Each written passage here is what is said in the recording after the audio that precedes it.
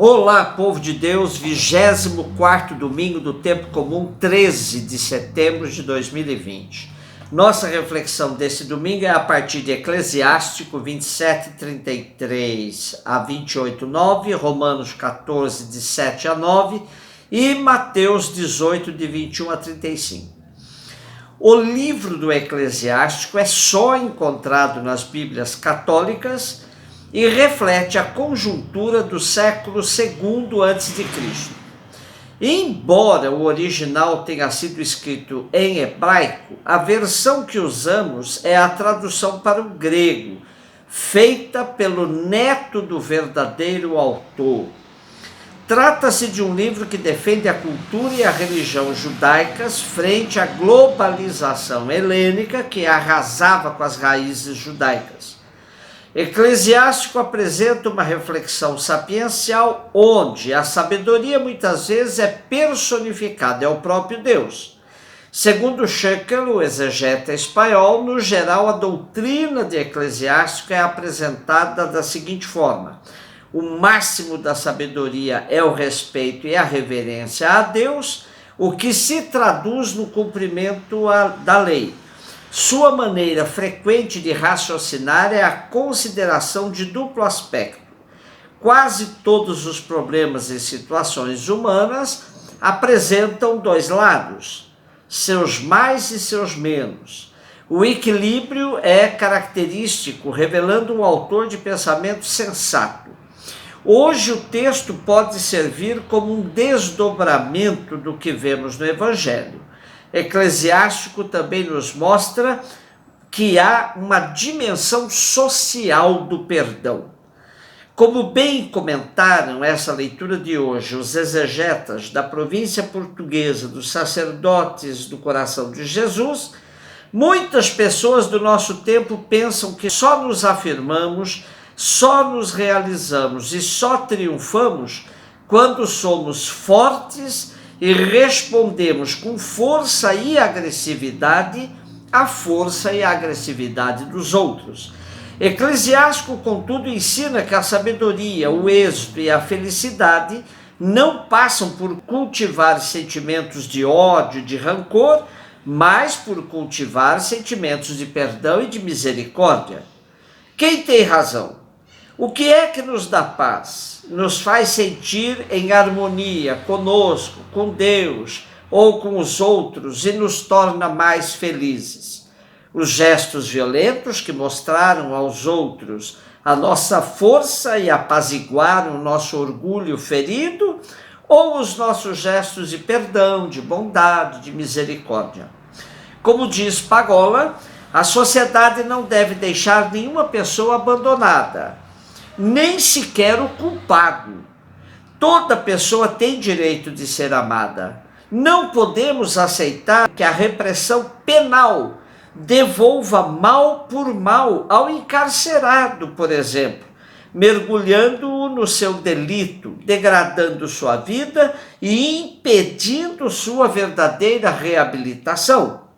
Não devemos ceder ao raciocínio dos programas televisivos pinga-sangue que tentam incutir na sociedade o pensamento de que bandido bom é bandido morto. Quem pensa assim deveria ter a decência de dizer que deixou de ser cristão e que não acredita mais na palavra de Deus.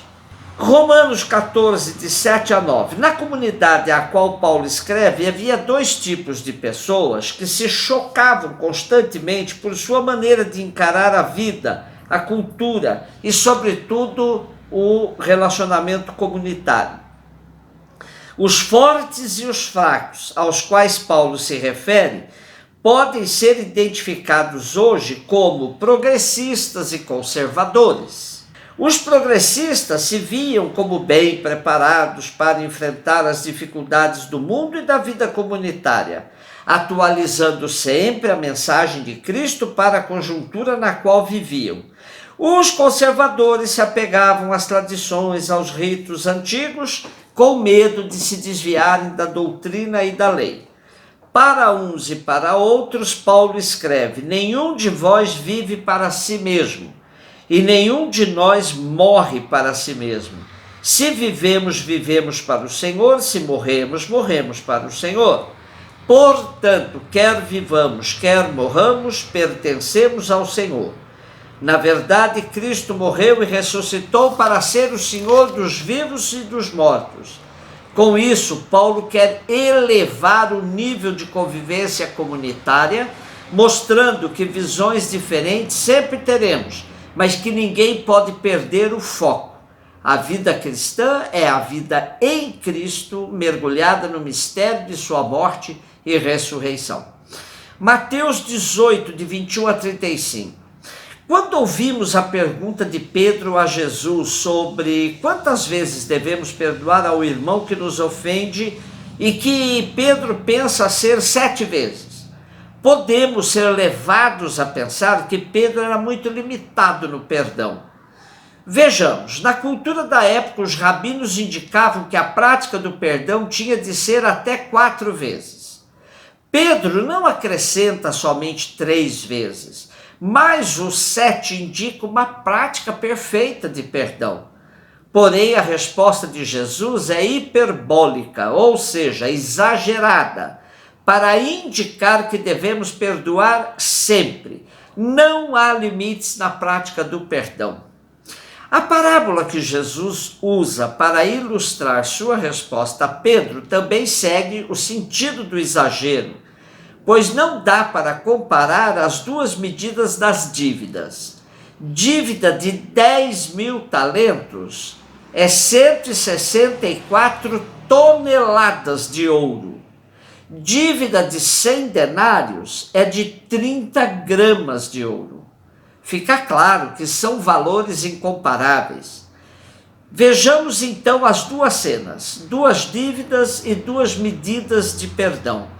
O rei, profundamente misericordioso, perdoa uma dívida impagável de um de seus criados, que por ter desviado impostos recebidos e não repassados ao seu senhor, o criado perdoado não é mais capaz de se compadecer de um companheiro de trabalho que lhe devia uma quantidade ínfima, se comparada com a sua dívida perdoada. Então entra em cena os seus companheiros de trabalho, que testemunharam tudo, ficaram muito tristes e foram contar ao Senhor tudo o que havia sucedido. Qual a situação desses companheiros? O texto não diz, mas podemos deduzir que também tinham situações semelhantes aos 2 perdoados e não perdoados. Pois, como empregados e assalariados, sempre recebem aquém do necessário para a sua subsistência, num regime desigual de distribuição de renda. A reação do Senhor foi de endurecimento nas regras, diante da imensa ingratidão do seu criado. Servo mau, perdoei-te porque me pediste. Não devias também tu compadecer-te do teu companheiro, como eu tive compaixão de ti? Fica claro o ensinamento de Jesus neste capítulo 18 de Mateus, do chamado Sermão da Comunidade. A fonte do perdão que deve haver nas relações humanas é o perdão infinito de Deus. Essa é a real medida do perdão. Os exegetas portugueses concluem a reflexão desse domingo com uma pertinente colocação sobre o sentido do perdão. O que significa realmente perdoar? Significa ceder sempre diante daqueles que nos magoam e nos ofendem? Significa encolher os ombros e seguir adiante quando nos confrontamos com uma situação que causa morte e sofrimento a nós ou a outros nossos irmãos? Significa deixar correr enquanto forem coisas que não nos afetem diariamente? Significa pactuar com a injustiça e a opressão? Significa tolerar tudo num silêncio feito de covardia e de conformismo? Não. O perdão não pode ser confundido com passividade, com alienação, com conformismo, com covardia, com indiferença. O cristão, diante da injustiça e da maldade, não pode esconder a cabeça na areia fingindo que não viu nada. O cristão não aceita o pecado e não se cala diante do que está errado. mas não guarda rancor com o irmão que falhou, nem permite que as falhas derrubem as possibilidades de encontro, comunhão, diálogo, partilha. Perdoar não significa isolar-se num silêncio ofendido ou demitir-se das responsabilidades na construção do mundo novo e melhor, mas significa estar sempre disposto a ir ao encontro, a estender a mão, a recomeçar o diálogo, a dar outra oportunidade.